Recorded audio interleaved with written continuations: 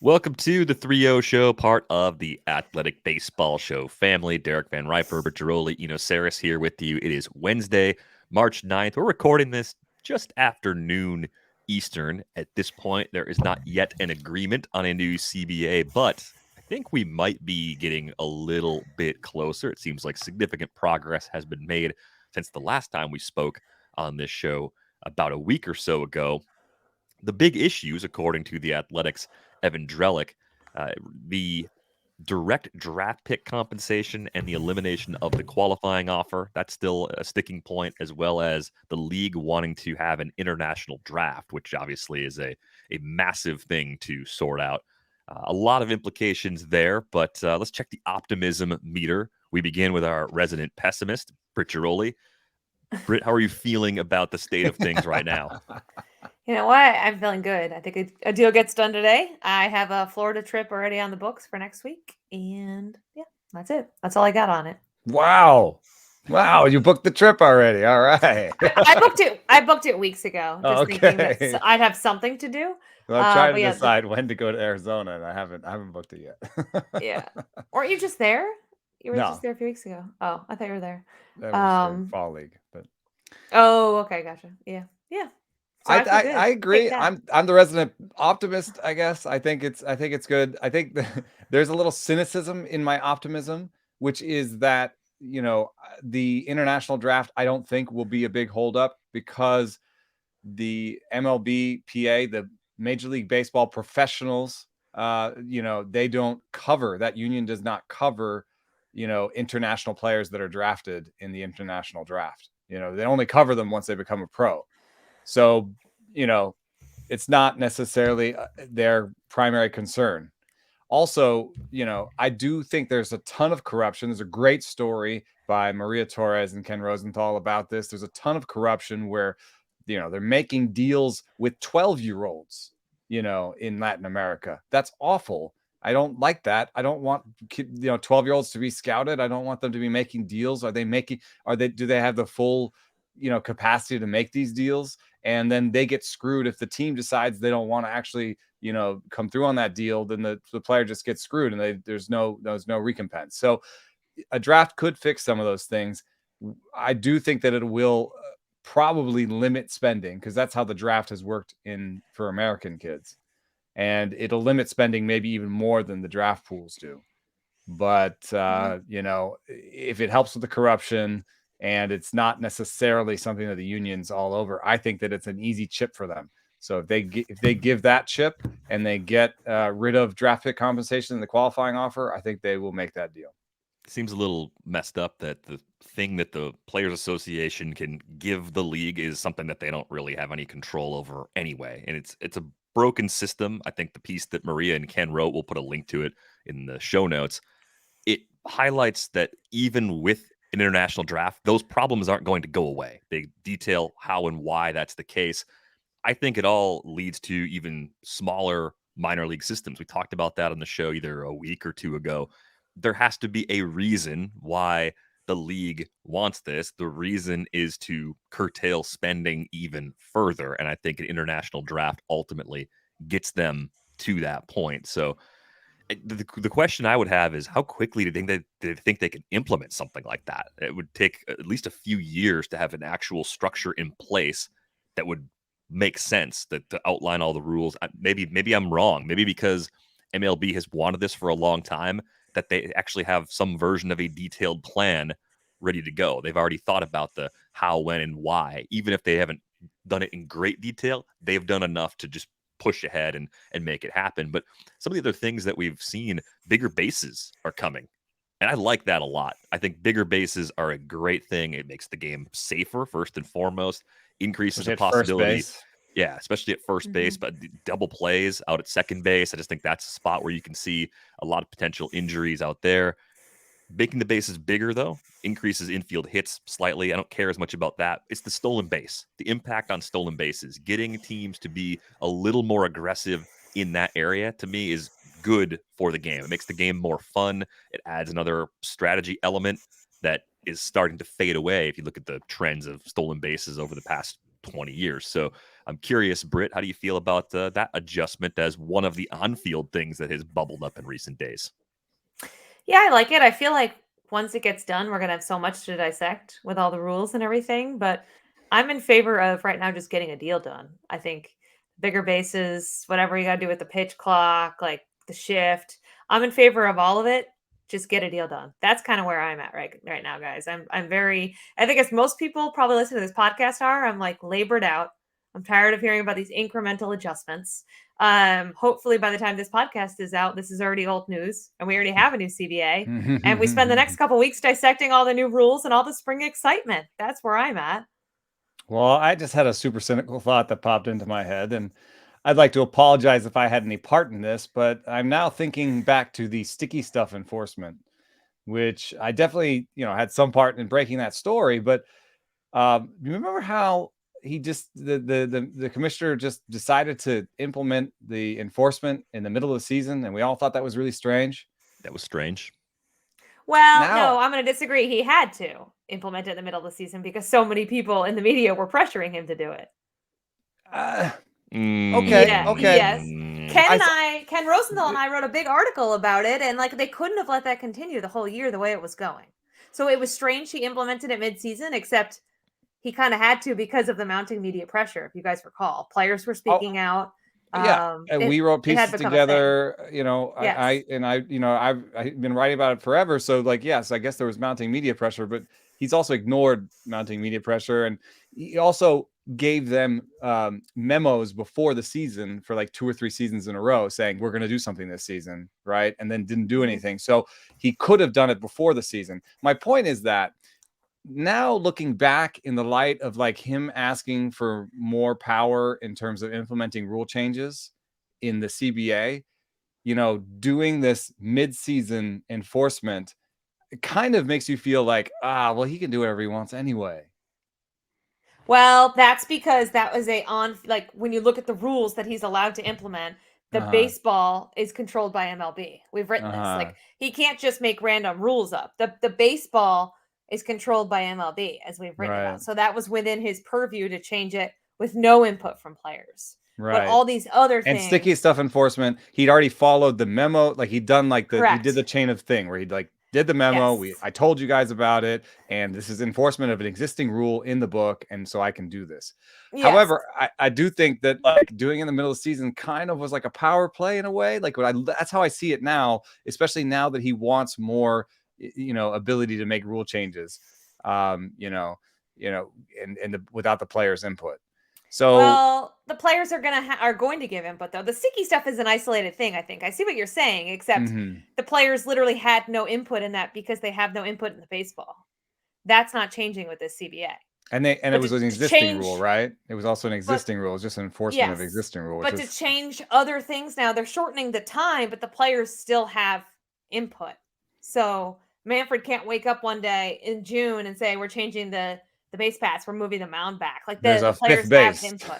Yes, the players have input. So I see what you're saying, except I think the sticky stuff was so isolated because it was never enforced and it involved the baseball. That makes me feel better, but I would hate to have been a pawn in this whole thing. But I also think that it's one of those things that can get slipped in where they're so concerned about moving the CBT. The 3 big things for the players are minimum salary, the bonus pool, and moving the CBT. They're so concerned with those things that they will give the international draft and they will give the commissioner more powers to change the rules. I think because the main concern is sort of, I think it's clawing back what are perceived losses in the last couple of CBAs. So finances were number one. And it's actually kind of interesting to think back that some of the narrative was they lost in previous CBAs because they were too concerned with these little things about getting a chef in getting a chef in everything and the per diems or what happens in spring training and stuff like that. So, it is interesting that this time they're like, okay, screw all that little stuff. We don't care. International draft, fine. You have it. We don't care. All we want is higher CBT. And that's why we're all a little bit optimistic, because they finally moved on the CBT and they kind of moved pretty close to the midpoint. So that's why I think we all think something's going to happen now. Yeah. Well, the international draft, it looks like Derek, somebody said won't be ready till 2024. Okay, So there's Because little, they can't little just bit of jump runway. into it. Yeah, Yeah, a couple years. They have to let all those 12-year-olds come through the system they've already made agreements with. The thing that Yikes. bothers me though, and Maria and Ken got into this, is MLB points to like, oh, we can clean up the international side. Yeah, they can, but they've also turned a blind eye to the international side You of could have stuff been doing forever. that. They could have already cleaned it up. Yeah. They just don't care. But they only care now because it could save them money, obviously, because there will no longer be bidding wars. So I do think, Derek, you asked what the holdup is, and you're forgetting how many players that are prominent players are international players. There could be a lot of opposition in the players union to that. Only one on the executive subcommittee, though. Right. Yes. I think that's where there's not the representation and leadership considering this issue from the perspective of the people that have lived this baseball life. That's where I think it starts to fall apart. I mean, I think we talked about this again probably 2 or 3 weeks ago. If you look at the top players in baseball, the number of them that were not part of the MLB draft is surprising.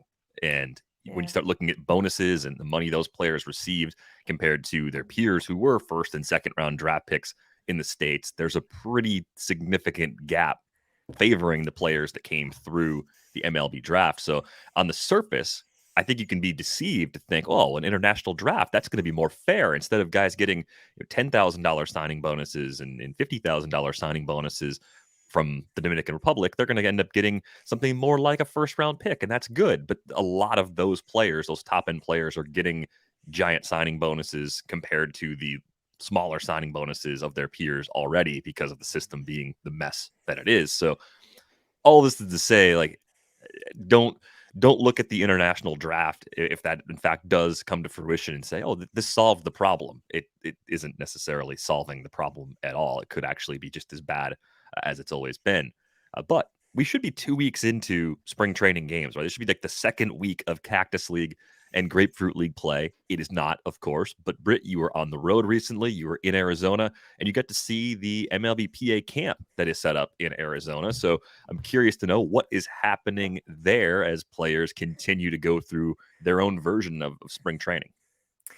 It's awesome, guys. If I were to tell someone who wasn't familiar with baseball that this was just all the Giants camp or all the A's camp, you would believe it because it directly replicates a spring training. They've got guys doing infield and outfield and stations. They've got BP. They've got guys throwing bullpen sessions. Yesterday was the first day that pitchers threw live BP, guys who wanted to. They have a state-of-the-art weight room. They have catered food. So it basically is spring training. You're just getting a hodgepodge of players, probably about 40 to 50 guys, maybe even more now later in the week are expected, that come from, a dozen or so teams that are able to work out there. It's really cool to see. What's kind of funny about it is it's in Mesa, Arizona, Bell Bank Park. It's also a big Little League youth tournament. So I don't know if you guys saw last week, Zach Greinke was throwing a bullpen and a bunch of Little Leaguers were watching him, like right outside of the like flagged area, which is hilarious. And, a lot of players when I was there earlier this week were stopping and signing for the families and the Little Leaguers. And obviously it's not ideal. Everyone wants the lockout to end, but I was surprised with one, how state of the art the facility is, and two, with how many big leaguers were actually utilizing it. Because it is so nice, and because when else do you have the opportunity to work out with that many guys? Mitch Haniger was saying he was kind of floating around in different areas. Another player I talked to said throwing alone kind of sucks. So I think having that camaraderie while they wait out this lockout has been kind of an underrated aspect of all this as well. Yeah, there's a couple things I really like about it. It seems to create solidarity in the players union. I think, you get to know more players that aren't just on your team. And the other thing that's kind of interesting is I've seen hand in hand with like what the union seems to be doing right now on their Twitter feed. I don't know if you guys have noticed, they're trying to tell stories of these players. And so there's kind of this ability. It's a little bit like the Players Tribune or something where, like kind of trying to get stories from the players out, directly. I don't know exactly how I feel about that as a journalist, considering that's partially my job. But I did like, there was a video about David Hess coming back from cancer that was pretty uplifting. Yeah. I forget, there was another video that I enjoyed. So, there's this opportunity here to create solidarity in the union and also show the players off, and show them doing something and get some of their stories directly to the fans without the benefit of stadiums and laundry and so on and so forth, TV deals. Yeah, I remember reading the story, I think, when Adam Ottavino first set up his own That's throwing the facility. one. Yeah. Yeah. I think Lindsay Adler had a story about it. Was that 2 years ago now? I honestly don't know how far back in time anything has happened anymore. I've just completely lost all sense of that. And yeah, they had, the Players Association had a video, like an 8-minute video, just showing the guys that were throwing there. There's probably, I don't know, 8 or 10 different big leaguers that were throwing in the clip. And it was funny because it's such a no frills facility. There's the mound built up. There was a bunch of stuff from Amazon, like tarps blocking the back window so that way the catcher could see the Cement ball. wall for your plyo balls. Yeah, there was a cutout in the wall that you had to go through to then go downstairs to a shared restroom. And it was not like the facilities like Driveline and Tread and some of the other facilities we've talked about. This was very much a cookie cutter sort of thing. Like, I just need a place to throw, and I'm going to share this with other people. So you could definitely see that camaraderie just in a 7-minute video, and a lot of the younger players being very grateful to Adam Ottavino for just having this space that he was willing to share with them. Because if you haven't had a free agent contract, finding a facility of any kind, especially one with some tech, he had TrackMan set up at least, that's very difficult, and it's very cost prohibitive, as we've talked about in the past. So the camp in Arizona, I think it's just funny, Britt, because there's this idea, some people have this belief that players wouldn't know what to do if they didn't have spring training. And I don't think that's really They the didn't have case at people to all. tell them what to do. I think they Yeah. kind of know what they need to do to be prepared for the season. I know people are worried if we get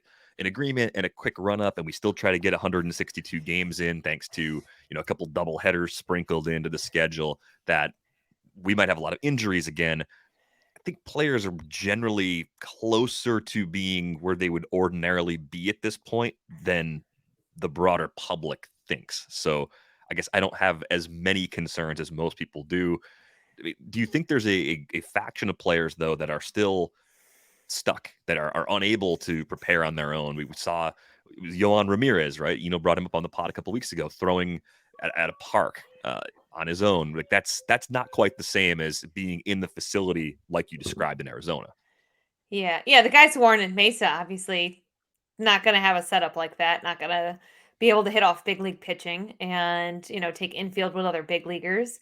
I think the rehabbers are far behind. You heard Lance McCullers in Houston say this winter his rehab has been behind because he wasn't able to get in touch with the team's trainers, because he wasn't able to follow their specific protocol. And, that's a guy who has a lot of money and resources at his disposal. So you wonder, the other tiers down, how much it affects those guys. The guys who just got added to the 40-man. Now, Cleveland did have 4 or 5 guys in Mesa's camp, and they added, I want to say 10 guys to their 40-man roster. But people who aren't as lucky to be in Arizona, if you just get added to this big league roster and you don't have the money to work out at these places, I think you can't possibly replicate spring training. You're just behind the 8 ball. So there is definitely concern. And I think even if a deal gets reached as we speak here on Wednesday, there's still going to be heightened injury risk throughout the sport for quite some time, because we're going to get a rush spring training pretty much no matter what. Frustrating. I think we'll also find probably that the hitters may be a little bit behind the pitchers.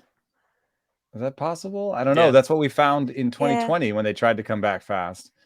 The hitters were actually behind the pitchers, and they were acting as if it was still, late March when they were still playing in August, when they started playing in August. So yeah, we kind of all focus on pitchers, not necessarily maybe having 5 or 6 innings, but I think it actually might be the hitters that are a little bit behind with the way this works. But how can they mimic it?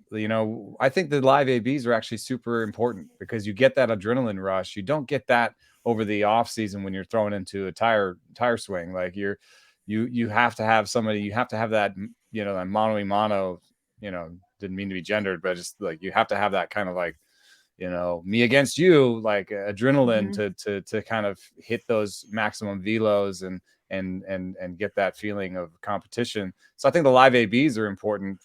Was there any talk at the camp of doing some sort of games or trying to mimic game situations?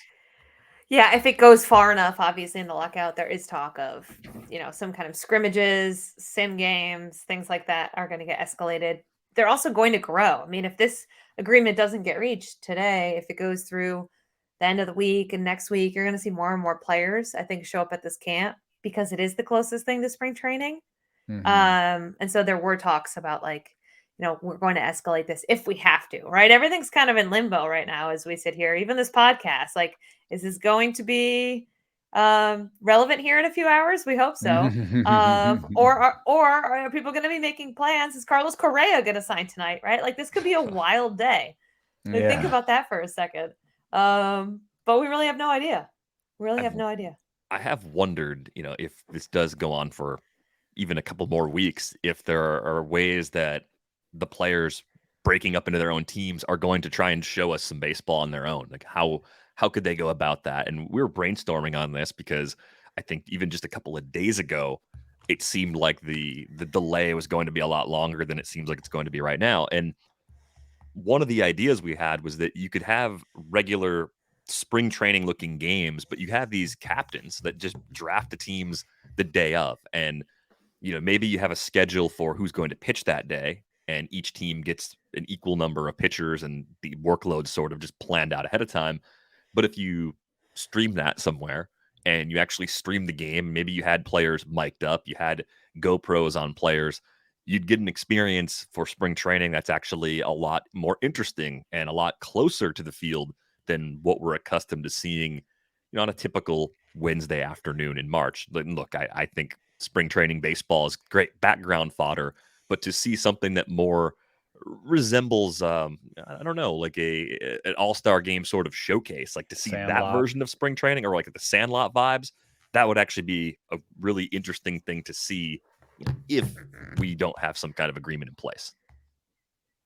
Yeah, I think it would be a step beyond, like, the other thing is just live ABs where you're like, oh, this person against this person. But, that doesn't really survive all the way down to like, oh, like the 60th best batter against the 45th best pitcher. Mm. But if you get a little bit of buy-in with the captain, you're like, oh, Team Lindor against, Team Correa or whatever, then like you get some rivalry, you get some talking, and then people feel like you have the whole thing is how do you mimic teams in baseball? How do you mimic the team feeling without the laundry, without the team, without the logo?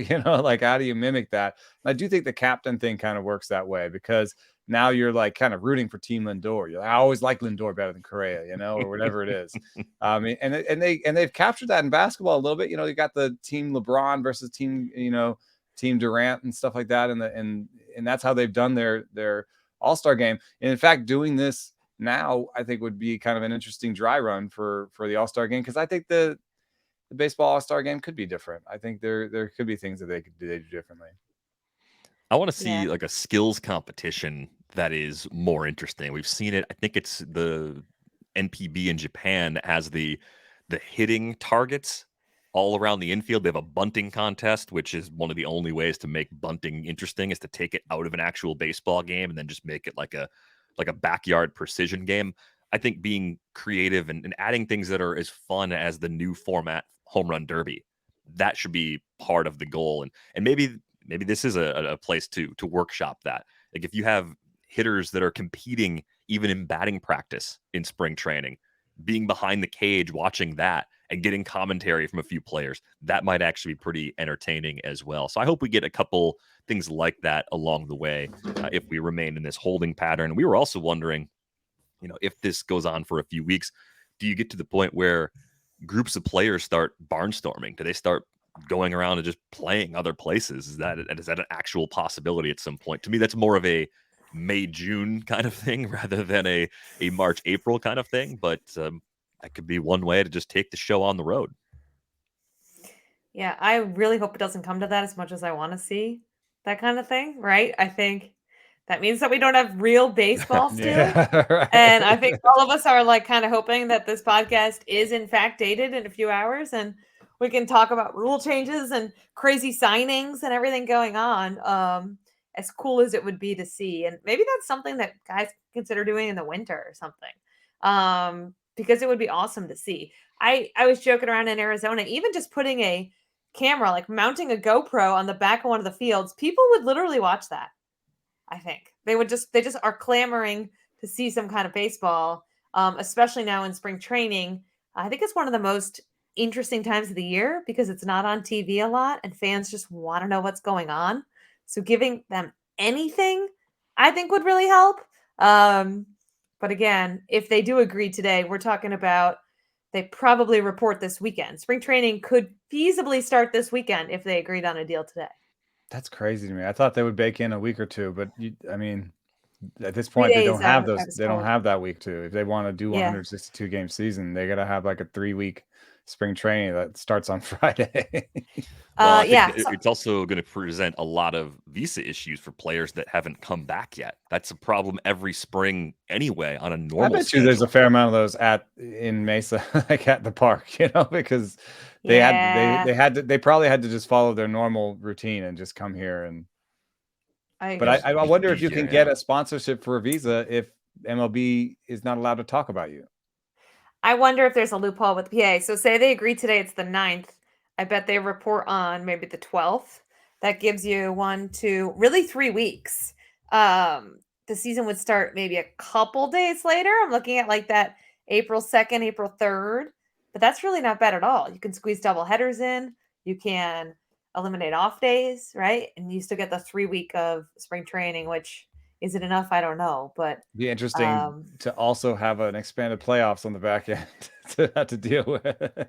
yeah, exactly. Though at least they're talking about 12 teams, not 14, because I personally hate the 14. There is like baseball newsy stuff today, though. Did you guys see the Rockies fired Scott Van Lenten, who was their R&D director? So now you know I was looking at my phone. Yeah, I was. Yeah. I got a bunch of texts about it because he came from the Nats. Yeah, we're working on that story. There is a lot more to that story.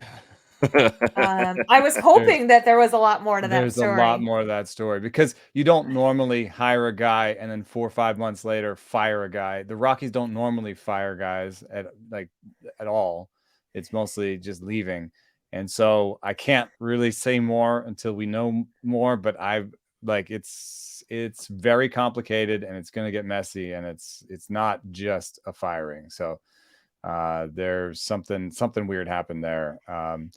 But hopefully we'll have more news. Yeah, I heard about it last night, and you know, their director of baseball ops left to start a pizza startup. So that's I like pizza, but wow. well, maybe you would like pizza better than working for the Rockies, is what we're hearing. So their R&D department only has 5 employees. Yes, most of them hired by this guy. So how many of them will now leave? That's true, especially since I do not think it is. I think it's an acrimonious parting. It says from the Denver Post says that it's, quote, major disagreements between him and the club about what his role would be. Yeah. So, yeah, I mean, you don't hire someone and then 6 months later you fire him and it's like ever a good scenario. So now I'm leaving the sourcing behind, but what we do know from Rockies history. So I want to be clear, like this part is not sourced. This is more speculation. What we do know from Rockies history is that their entire R&D department left, you know, last year or over the last 2 years. And that there was a sense that they weren't being listened to. Hard to believe that would happen. The other Rockies thing I saw, which was actually kind of relevant to players training on their own, it was not our friend Nick Groke, but one of his competitors, Patrick Saunders from the Denver Post, who had this tweet. He asked Rockies GM Bill Schmidt if he thinks players will report to camp in shape when if the lockout ends. And the answer, which I don't know the tone of the answer, Bill Schmidt's answer was what they think might be in shape and what's baseball shape might be two different things. And the tone that you read that in is entirely up to you. If he wasn't kind of chuckling as he said it, that is a ridiculous thing to say about professional baseball players. Like, that is very insulting to them. So I I tend to think of this organization as backward and stuck in like the 90s. So I took it to be him actually being critical of the players. I would love to know if he was actually just playing around, but I just never get that vibe from them. So yes, I would rather work for a pizza startup than the Colorado Rockies too. Like no, sight unseen. I find that quote really interesting too, from another perspective. That Britt and I were, I don't know if we'll write it. Maybe we'll do it next year, but I because know. getting late in the spring. But we were going to write about how pitchers basically don't stop throwing anymore. They might take a week off, but like, you know, they throw year round now. And I would say the same is true for position players. They might go for a weekend in Cabo, and then they're right back on it when they get back. I mean, there's Yeah. you know, I don't think there's this idea anymore that, you know, incremental sort of daily training is going to tire you out. It's more a sense of like, you need to keep that up. And I've noticed that myself in my running training. You know, if I run on Friday and I don't run till Monday, I've lost fitness over the weekend. Like, I've literally can notice over 2 days that I've lost fitness compared to when I run Monday and then I run Wednesday and I run Friday. Like, I feel more fit on those runs than on the Monday one because I took 2 days off. So I think that there's a sense now of like, I talk about acute and chronic, where it's like the chronic is building up. You want to build up a really strong base so that you're really athletic on a daily basis. And then the acute stress is the day game, the game day stuff, where you throw your hardest and you run your hardest. But you can only do that. Like, just think about me. Like, what if I tried to, Julian McWilliams, not to throw him under the bus, but Julian McWilliams did a thing with me where we were like running and hitting in front of the cameras. He blew out his quad when we tried to run to first. He blew out his quad and he said, "Yeah, man, I haven't been running." Well, that's what happens with the acute and chronic. It's like, if you don't get your athleticism up to a certain base level, when you then try to do the acute stress, where throw a 90-mile-an-hour fastball, but I haven't been throwing all year. You know, I haven't thrown for 3 months, or run to first base a sprint when I haven't been running in 2 weeks. That's when you really hurt yourself. So, you know, they basically want to keep this really high level athleticism up. So I think he's wrong, because I think that they're in very close to baseball shape all year. Yeah. And I honestly think, you know, if spring training starts, that will be a big issue, is can these guys get ready in time? So maybe we actually can use our story when camps open, like the first few days, and not completely throw it away. But yeah, it's, you know, you guys have learned that the worst thing they can do is allow it to rest and allow things to build up, whether that's scar tissue, whether that's, you know, just loss of muscle mass. Guys throw every day, and it's not throwing a baseball every day. They may throw football. They may throw, you know, Max Scherzer, throw against a wall a little bit, like a tennis ball, stuff like that. But just to condition your arm, just to keep everything going, kind of like keep that joint like lubricated. It's like if you don't start your car for a week or two in the winter, right? It's kind of my that car's same died thing. over COVID. Yeah, it's kind of that same thing. So it is interesting. I do think 3 weeks pitchers can be ready, because pitchers are throwing already, especially if you're already throwing live BPs and you're in some of these scenarios. Yes, you can be ready. Maybe early on we'll see a lot of shorter starts in the first week or two of the season, but you're already knowing that hitters may be significantly behind because they're not getting those. I think it's 30 plate appearances is usually what veteran guys kind of say is the target for spring. Now, can they get that? Sure. But I think, you know, they're going to be a little bit more behind the 8 ball than pitchers, just by the very nature of the condensed spring training. They're not going to be able to go from 0 to playing every day, 9-inning games, right? They have to build their way up. Whereas pitchers are a little bit more on that schedule, and they're going to go the 3 innings, the 4 innings, the 5 innings, and still be able to, in 3 weeks, get what? 4 starts probably as a starter. 3 weeks is 21 days. You get 5 starts. So you could go, right? 3 innings, 4 innings, 5 innings, 6. You could build all the way up in 3 weeks as a starting pitcher. I think they can make it. Yeah. I think you just give position players more reps in game. Like, I think they drag that out a little bit to keep guys from being instead of leaving in later. Like the 5th, like leaving the 8th or something. Just cut out some of the players that are not going to be on the big league roster, especially except for the minor ones that they're already in minor league camp. Like maybe don't bring over as many. I think that's what they're going to do, just to make sure that the players that need those extra reps get those extra reps, and then they're not as far behind with timing at the plate as they would be if you followed the usual spring training plan.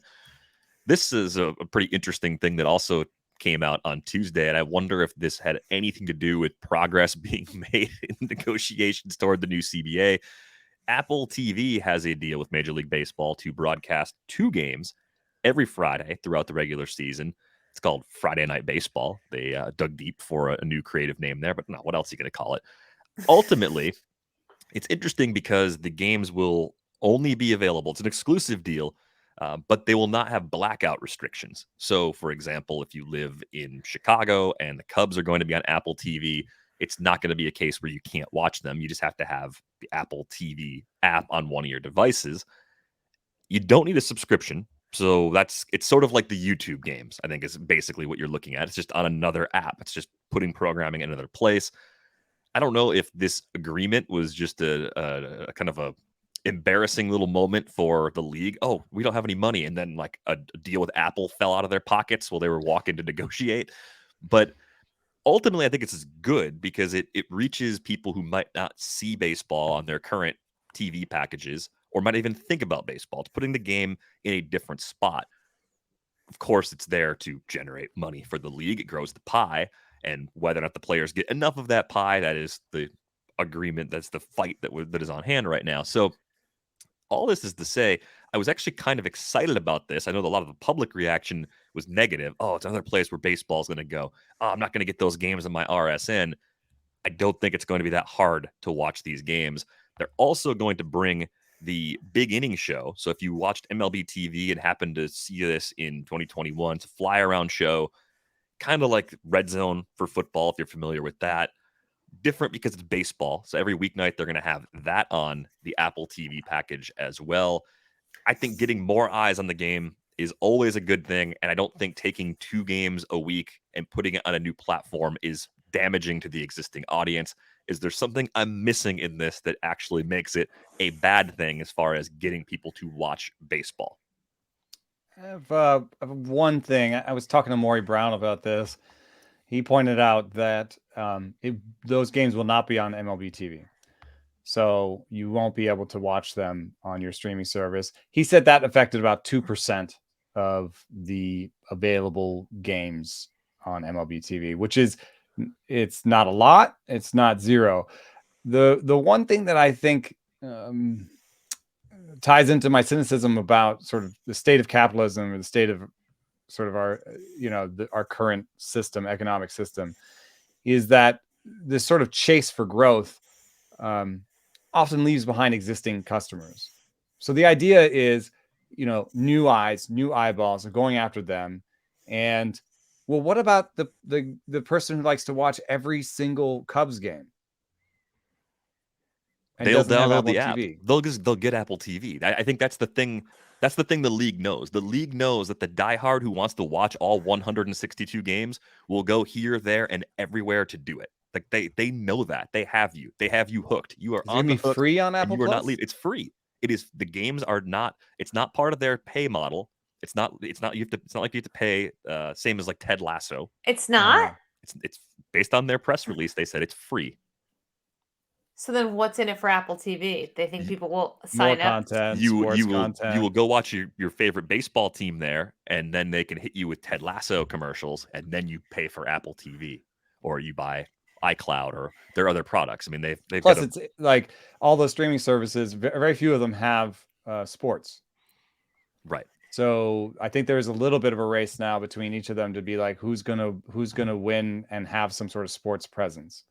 That's when I don't think of Netflix when I think of sports. I don't think of Peacock when I think of sports. I think of movies. Basically, I think of movies and maybe some on-demand shows. So maybe one of them can kind of win a little bit of a race to also be like a place you can. I think YouTube is trying to do that. Mm-hmm. YouTube was kind of first there. There are. Do you think there are people that just see the world through one of these streaming services? This is something I think does exist for kids in YouTube. Like, Yeah, I think there are kids that basically the only TV they watch is YouTube. Yes. 100%. Yes. I think there are a lot of people who are But us locked adults, in we on just one have or 8 two streaming million services. stream services, and we just watch. We just Look, we don't have no idea which one to watch and where it is and what am I I think paying for. if you're older than 30, you've dealt with like you were a young adult at a time where you had to have cable to watch stuff, right? If you wanted to watch sports, you had a cable bundle, and then you've made the switch to these a la carte things, and all these a la carte things are probably going to cost you more than the cable bundles used to cost you. So hey, congratulations, you took the long road to paying more. Who'd have thunk it, right? I think this is important because it's going to reach people that just don't have access to watch baseball currently, or they don't even think about baseball. That's a good thing. That's definitely a good thing. Obviously, it's to make money for the league. The problem I have, here's the thing that bothers me about this deal. MLB is going to produce the games. It's not going to be new production. It's not going to be new voices and new faces presenting the game. It's going to be just like the Are they games even you've been producing watching. the fly around show too?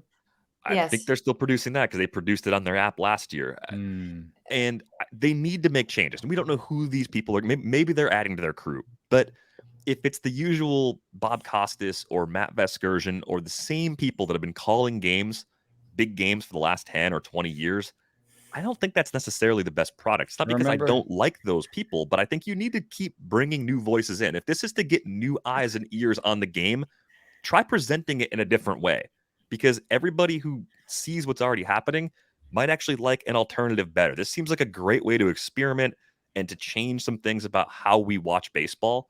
And the thing in the press release that bothered me the most was actually just the fact that MLB is going to produce the games, because I immediately pictured a booth where it's Bob Costas and Jim Cott, and I've heard them call enough games. This is no disrespect to them. I don't need to hear them anymore. I want to hear new voices. Elevate some of the up and coming people that cover teams on a day-to-day basis, and then when they are covering a national game, or the number 2 people move up out of that pool. Like, remember when DAZN had a baseball show and they put the Cespedes barbecue guys on it? Try something different, please. That's all. Yeah, I mean, I've heard that they're going to use some team people for some of these games.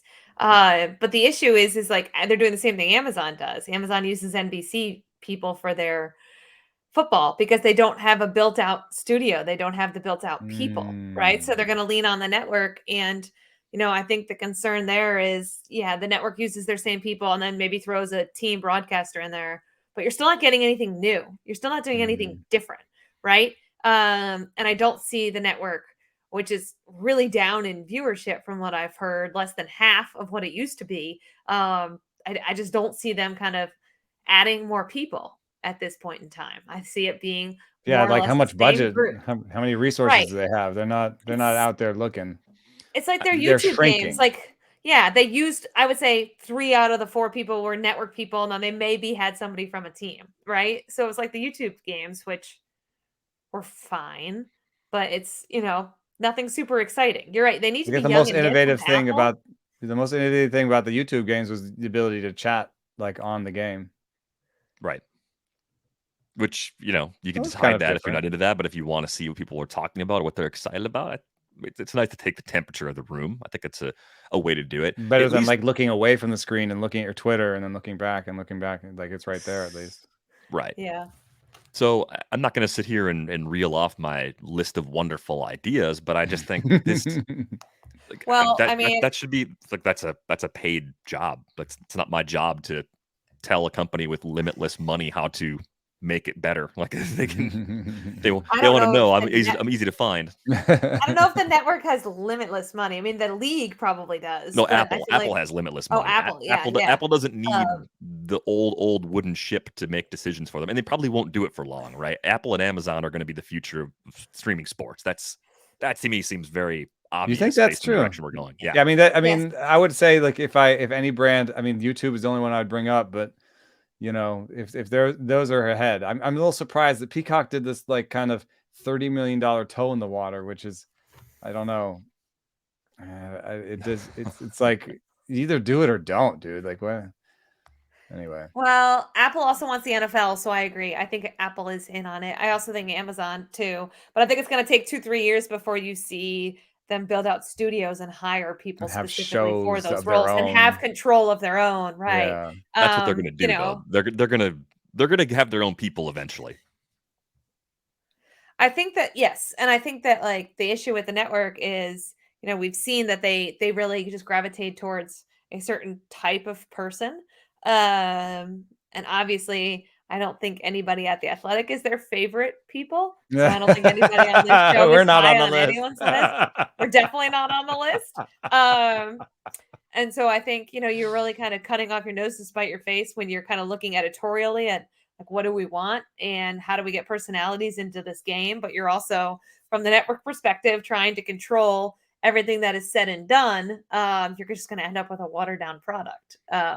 Whether the game is good or not. I think, like Derek said, that show has the potential to be great. But how come every other show they've done is more or less fallen flat? It's because they keep recycling the same people and expecting things to change. I also just wonder if people consume baseball differently than other sports a little bit. I don't know. Yeah. Is it just me or does it like, my appraisal is that there aren't as many people that'll just watch a random baseball game as there are people that will watch a random football game. Well, there's a huge difference. That's There's backed up in more ratings. baseball fans that will only want to watch their team. Yes, I think that's generally true. I think if you are But that has 49ers fan or a ramifications Packers for fan, like you whether or still not watch that, Sunday Night Football even if those teams aren't playing. right. And there's a lot of baseball fans who are like, I don't care, what these other teams are doing. But I think that has ramifications for what we're talking about here, because Apple, no matter what Apple and Amazon and all of them do, they're not going to they're probably not going to own the rights. They're not going to own MLB TV. They're not going to have every game. So they're just going to, and they're not going to have the local game. They're just going to have these national games of the week. And so baseball, I think, is trying to sell Mondays, Tuesdays, as you've seen, like each of these deals is for like a night. Friday, Apple bought Friday, and so they're going to try and do this. And so every streaming service is going to have one night of baseball, and it'll just be some random games. Do you think that's like a real strategy? I don't think it's great. I think it's a business. It's good for bringing in money because you're selling rights to all these new people that weren't previously paying you, and you're maybe getting out of some of your RSN troubles that you were having by going to someone with deeper pockets. So I understand why they're doing it that way. I don't know if it's the most effective way to present the product as a whole. That's the main concern that I have. And I wonder if we're going to look back at this deal and say the best part of it was the big inning. Because let's just say that Apple ends up with Red Zone, or if that's a model that other sports want to follow and they end up getting it for a different sport, maybe that's the presentation that works for a lot more people. Maybe fly around coverage done the right way is the way that you say what's going on on a Wednesday night, right? There's fantasy people, and then like I just read that our attention span in the iPhone era went from 12 seconds to 8 seconds. So huge. Wow. I believe it. That makes sense. I mean, I think that there's potential for that show, but they've had shows before. What was that show they had, The Beginning? Big Inning is what they had they just had, but then they had Strike Zone channel was kind of like their first attempt to replicate Red Zone. And I think the key to this is the part that I think everyone can see, and Eno was getting at this. The casual baseball fan, even a pretty hardcore baseball fan, is different than fans of other sports. The single person Scott Hansen get really excited about a third quarter touchdown energy that doesn't quite work with a fourth inning strikeout with the bases loaded. It's just one person cannot carry that show. I just don't believe that. I know it's cost effective to only have one person instead of two or three, but you need to build an entertaining and energetic crew that also is likable to the point where they can get whatever guests they want to get on who are relevant that day. Because I think what is different for most baseball fans compared to a lot of football fans is the desire for extra information. Baseball is like a more information-driven sport, but you need to present that information in an engaging and fun and approachable way. It is a very fine line to walk, especially with sports betting being a bigger part of programming going forward. Like it or not, it's here to stay, and we're only scratching the surface of how much you're going to see about betting when you watch sports. Yeah, I agree. You need more than one person. You also need to make it lively and fun, and it's hard to do that if you have one person reading the highlights alone, which you need to maybe mix up who's on the show too. Like have like 1 or 2 standbys, and then depending on what happened last night, get a reporter to come in virtually on Zoom or some. You know what I mean? Like Treat it like a something. news show. Like treat it like a real Yeah. show. Yeah. I mean, it remains to be seen, but that's kind of how I would do it. So people are getting like, oh, I want to tune in because not only is it, exciting, but it's up to the minute stuff, right? It's someone who was at the game, someone who listened to the manager, someone who whatever talked to the player.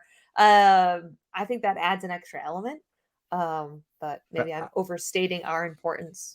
Well, I'm a little worried that it'll end up being more like algorithmic jump arounds where they know that the most bets were on the parlay for Harper to hit 2 home runs, and he's hit 1 home run. So now we're gonna jump in here to live coverage of Bryce Harper trying to hit a 2nd home run and make X million dollars for, or even the high bettors. We got a high better who put $2 million on this game, and here it is, the 9th inning, and I don't know. Yeah, it's another way to manufacture drama. I mean, I think that could happen. I see that happening pretty easily. Well, we've got a few choices. We could be extremely pessimistic, somewhat optimistic, some blend of the two. But well, I also know that, like, as a consumer of media, like, I'm annoyed that the things are on different places, and I'm a hardcore baseball fan. And even if I do have Apple Plus. Yes, I don't have the pay version, but I have the app, right? And I do have this. But I'm annoyed, and maybe I'm just an old fart. That's the word, fart. Fogey? Maybe I'm an old fogey fart. But I will be annoyed at some point. I'm like, oh man, I got to change the input and then go to that bet. No, we're gonna add to, and I got to nope. It's not here. It's over there. I got to do this. Well, it doesn't. We can't sign in on this TV. You got to go to the other TV. Yeah, I don't know if that's my life. That's not a like great. The kids want to watch user something, experience, and I don't know which service it's on and which TV it works on and which not. And no, you guys can only watch that in the other room. But Dad, I want to watch out of the big TV. Yes. Dad can only get Apple Plus working on this TV, and so he's going to watch the baseball game in here. Y'all have to go watch on the smaller TV. Sorry. Yeah, there's some user experience wrinkles that could be smoothed out at some point. But welcome to my household. Nice 1-minute trip inside the Sarah's home. That's going to do it for this episode of the 3-0 Show. If you've got a question, drop it to the Rates and Barrels email, ratesandbarrels@theathletic.com. Happy to answer those on a future episode, or you could just drop a question in the comment section on this video. Our hope is that by the time you listen to this episode, that it is sort of irrelevant because a deal has been reached. Of course, we have no guarantee of that actually happening. On Twitter, you can find Eno at EnoSaris, find Britt at Britt_Giroli, find me at Derek Van Riper, and you can get $1 a month access to The Athletic for the first 6 months of a new subscription at theathletic.com/baseball show. It's the best deal we do all year. Get it while you can. That's going to do it for this episode of The Athletic Baseball Show. We are back with you on Monday.